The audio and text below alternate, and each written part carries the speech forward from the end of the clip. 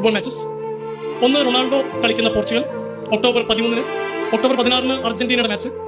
14-ാം തീയതി ഉള്ള match Rafael Leao എന്ന് പറയുന്ന പ്ലെയർ സെന്ററിൽ നിന്ന് പന്ത് കിട്ടി ഒറ്റയ്ക്ക് 3-4 വെട്ടിച്ച് പോസ്റ്റിന് അടുത്ത് വരെ അടിച്ചു. പക്ഷെ പോസ്റ്റിന് തട്ടി തിരിച്ചൊന്ന് നേരെ റൊണാൾഡോയുടെ കാലായിരുന്നു.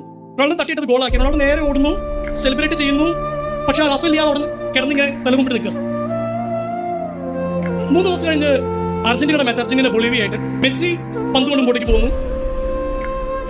തൊട്ടുമുമ്പിൽ ഗോളി മാത്രം.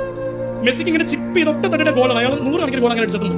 പക്ഷെ ആൾ സിമ്പിൾ ആയിട്ട് ആ പാസ് ലെഫ്റ്റിലേക്ക് കൊടുത്തിട്ട് ലൗതാരോ മാർട്ടീനസ് പ്ലെയർ, അയാൾ പ്രതീക്ഷിക്കുന്ന പോലുമില്ല, അയാൾക്ക് പന്ത് വിട്ട് കൊടുക്കുന്നു, അയാൾ ഗോൾ അടിക്കുന്നു.